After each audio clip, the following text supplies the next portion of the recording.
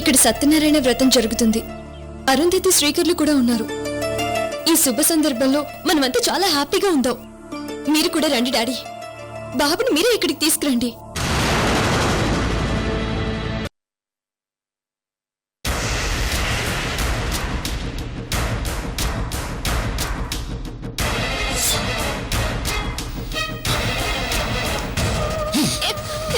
సూర్య, సూర్య ఆగరా. అమ్మా అన్నయ్య రాకమ్మా. సూర్య, ఠాగూర్ గారు చెప్పింది ఏమిటి, నువ్వు చేస్తున్నదేమిటి?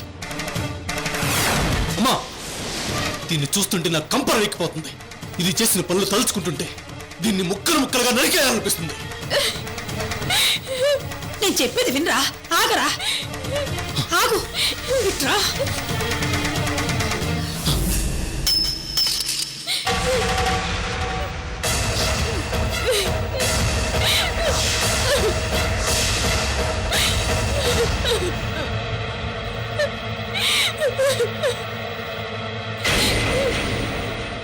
ఇదిగో అమ్మాయి, ముందు ఇక్కడి నుంచి వెళ్ళు.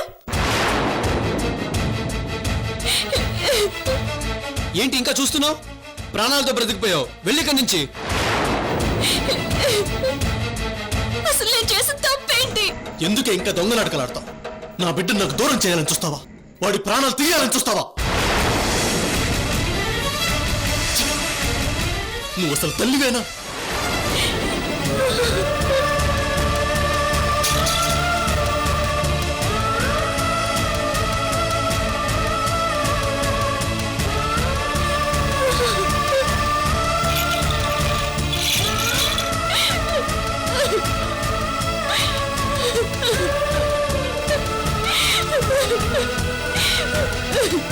ఠాగూర్ గారు తన ప్రాణాలకు తెగించి నీ బారి నుంచి బాబుని కాపాడి మాకు అప్పచెప్పారు కాబట్టి సరిపోయింది. లేకపోతే మా బాబు మాకు దక్కేవాడు కాదు.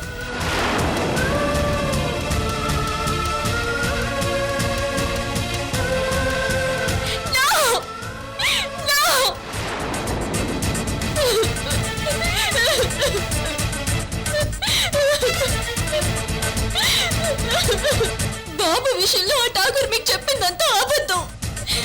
నా బాబుని నేను పొట్టున పెట్టుకుంటానా? చేప తన బిడ్డను తానే తిన్నట్లు నువ్వు కూడా అలానే తయారయ్యావు.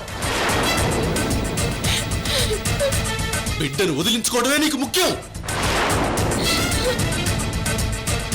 అప్పుడు రైల్వే స్టేషన్లో బిడ్డను వదిలేసి కఠినంగా ప్రవర్తించావు. ఇప్పుడు బిడ్డను చంపాలని కర్కశంగా ఆలోచిస్తున్నావు.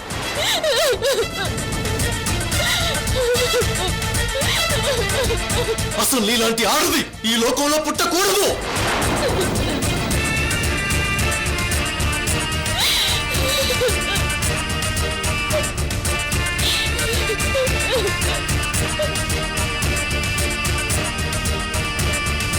అయ్యో, నా మాట నమ్మండి.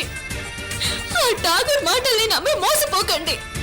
ఆ ఠాగూర్ ఇక్కడికి వచ్చి మీకో విధంగా చెప్పాడు, నాకు ఫోన్ చేసి నాకో విధంగా చెప్పాడు. ఇదంతా ఆ ఠాగూర్ ఆడుతున్న నాటకం.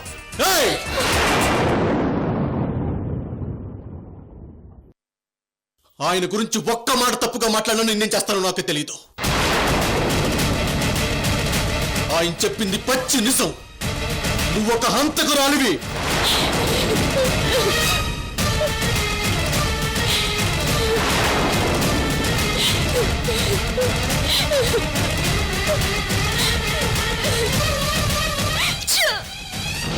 నాది ఒక బతికేనా? మీ చేత అంత నింద పడ్డాక నేనెందుకు ఇంక బతకడం? చంపే, నీ చేతులతోనే నన్ను చంపే. చంపు సూర్య, చంపే, చంపే, నన్ను చంపు.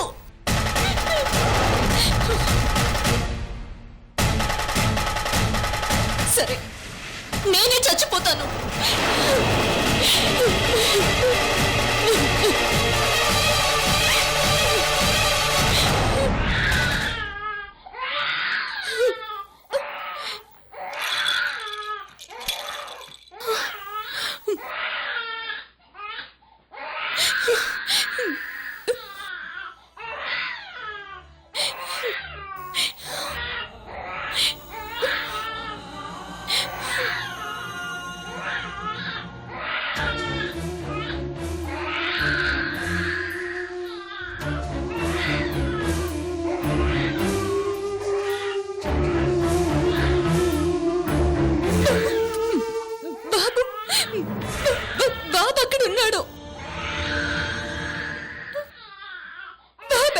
ఏడుస్తున్నాడు. బాబు ఆగు. చస్తానన్న దాన్ని చావకుండా లోపలికి వెళ్తున్నావేంటి? చేస్తాను. ఒక్కసారి నా బిడ్డను చూసి చచ్చిపోతాను. వాడు ఏడుస్తున్నాడు.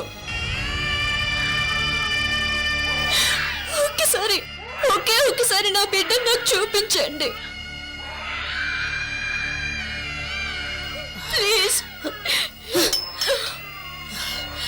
నువ్వు మా ఇంట్లో చావనవద్దు, మా బిడ్డను చూడవద్దు. ముందు ఇక్కడి నుంచి పో.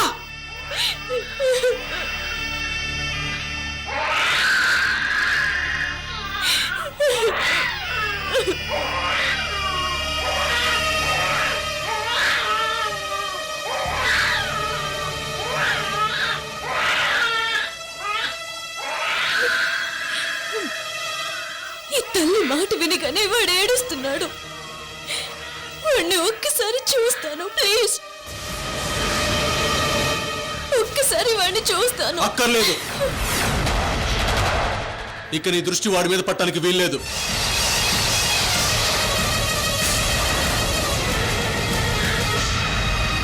అన్నయ్య, ఇప్పుడు గానీ రాక్షసి బాబుని చూస్తే ఖచ్చితంగా పేక్ పీసి చంపేస్తుంది అన్నయ్య. నువ్వు ఇంకా ఇక్కడే ఉంటే బాబునేం చేస్తావోనని భయంగా ఉంది. ముందు ఇక్కడి నుంచి పో. మీ దృష్టిలో ఆ ఠాకూర్ నన్ను ఎంత పెద్ద దోషిని చేశాడు.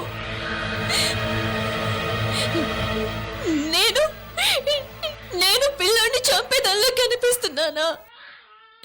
నా కొడుకు నేను చంపేదల్లా కనిపిస్తున్నానా? భగవంతుడా, ఏంటి నాకే కర్మ? ఇదిగో నీకు మర్యాదగా చెప్తున్నావు, ముందుకి నుంచి పో. ప్లీజ్ ఒక్కసారి నా కొడుకు చూసుకుని వెళ్ళిపోతాను. అమ్మా, ఈవిడ గారి దొంగ నాటకాలు, దొంగడుపులు చూడు. ఏదో ఒక విధంగా నీ కాళ్ళు పట్టుకుని ఏదో ఒకటి చేయాలనే పెద్ద ప్లాన్తోనే వచ్చినట్టు అర్థమవుతోందిరా. అన్నయ్య, మనం మాటి మాటికి ఈవిడి చేతిలో మోసపోకూడదు. నా బిడ్డ మీద ప్రమాణం చేసి వద్దు. వాడి మీద ప్రమాణం చేసి నువ్వు తప్పు చేయలేదని చెప్పొద్దు.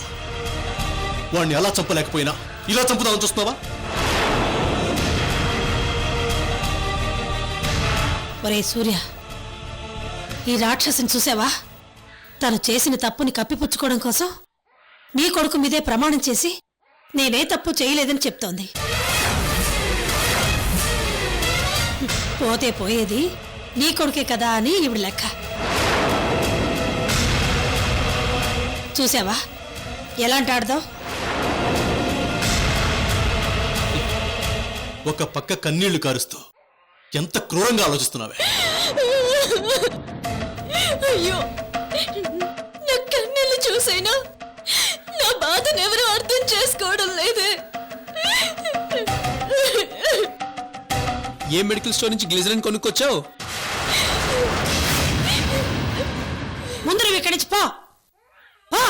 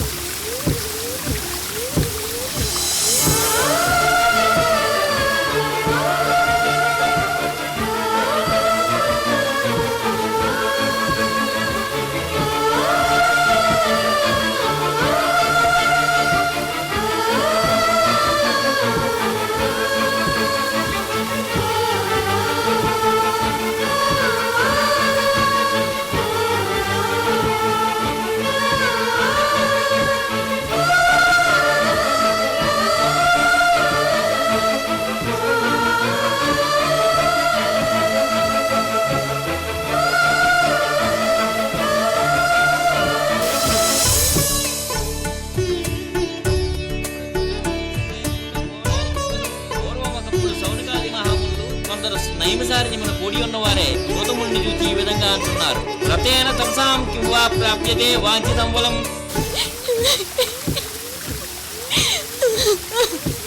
అయ్యో భగవంతుడా, నేను ఆ రోజు ఆవేశంలో బాబుని రైల్వే స్టేషన్ లో వదిలేయడమే పెద్ద తప్పు. ఆ తప్పు ఇప్పుడు నాకు పెద్ద కుదిబండ అయింది. ఎవరు నా గురించి ఏం చెప్పినా సూర్య నమ్మేటట్టు చేస్తోంది. ఆ ఇంట్లో నాకింత ఘోరంగా అవమానం జరుగుతుందని నేను కలలో కూడా ఊహించలేదు.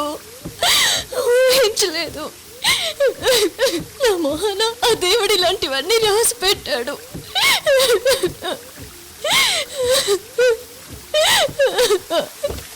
గాలివానలో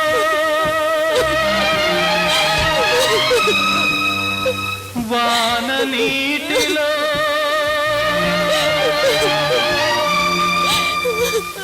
గాలివానలో వాన నీటిలో పడవ ప్రయాణం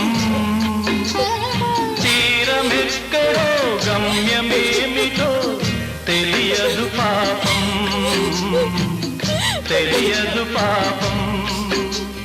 గాలివానలో వాన నీటిలో పడవ ప్రయాణం తీరమెక్కడో గమ్యమేమిటో తెలియదు పాపం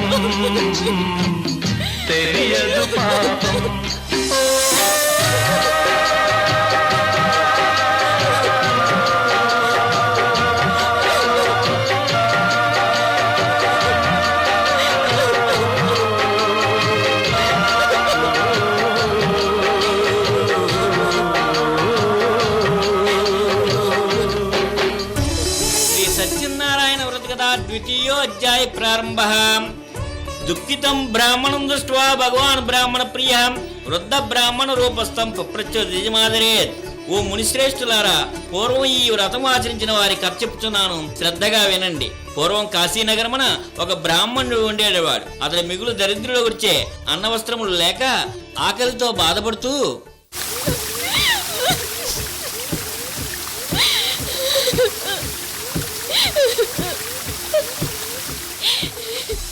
అలేఖ్య, నీ అంత దురదృష్టవంతురాలు ఈ ప్రపంచంలో ఇంకొకరుండరు.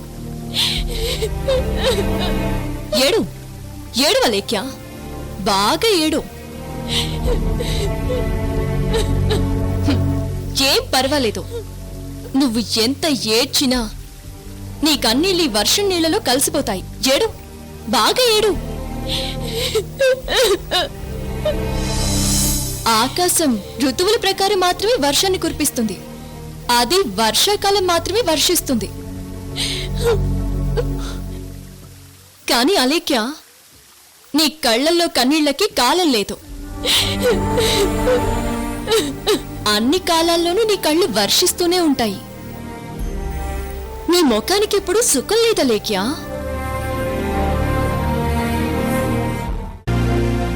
అలేఖ్య, సీతమ్మ తల్లి పుట్టడం భూమిలో నుంచే పుట్టింది.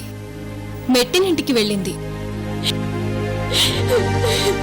అడవులకు వెళ్లి రావణాసురుడి చేత అపహరింపబడింది. తిరిగి అయోధ్యకొచ్చింది.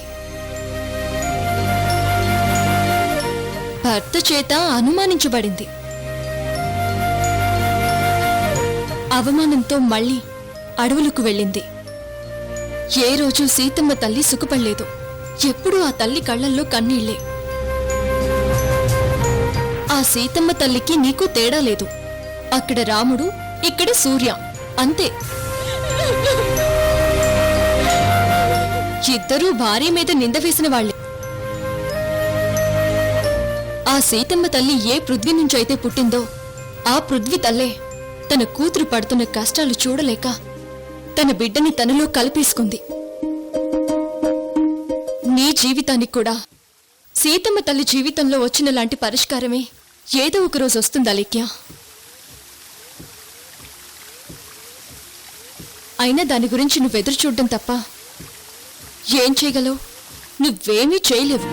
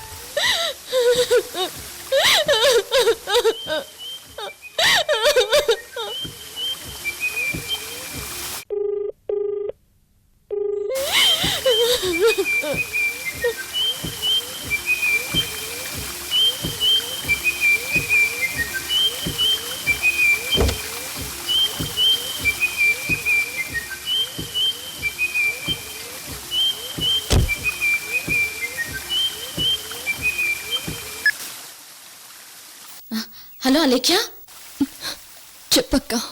ఏంటి అలేఖ్య, ఇక్కడ అందరూ అలేఖ్యది అలేఖ్యది అని అడుగుతున్నారు. అప్పుడే సత్యనారాయణ స్వామి వారివి 2 కథలు కూడా అయిపోయాయి. త్వరగా రా అలేఖ్య. వస్తున్నానక్క, దారిలోనే ఉన్నాను. అలేఖ్య, నువ్వు ఓకే కదా? ఓకే అక్క. తొందరగా వచ్చి. అలాగే.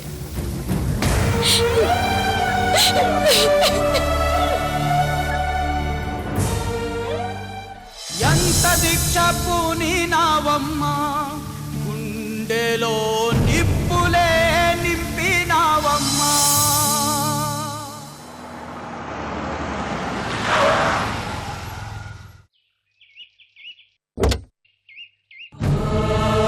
అలేఖ్య, ఎంతసేపు ఎక్కడికి వెళ్ళావు? ఇక్కడే కొంచెం చిన్న పనుండి వెళ్ళాను. ఆ పని అయిపోయాక కార్ దగ్గరకు వస్తుంటే బోర్న వర్షం పడింది. ఇప్పుడే చీర మార్చుకుని వస్తానక్క. సరేరా. సత్యనారాయణ వ్రత కథ చతుర్థోధ్యాయ ప్రారంభ. పిదప ఆ వైశ్యులు త్రావలో తీర్థయాత్రలు సేవించుచు. సిద్ధు సార్, చెప్పనుషా. మనం పెద్ద ఆపరేషన్ చేయాలంటే ఎంత టైం పడుతుంది? సుమారు 4-5 గంటలు పడుతుంది. ఇది కూడా అంతే టైం పడుతుంది సిద్ధు సార్. అమ్మా అనుష, స్వామివారి కథలు శ్రద్ధగా వినాలి, అలా మాట్లాడకూడదు. అలాగే పంతులు గారు. లెంపలేసుకో.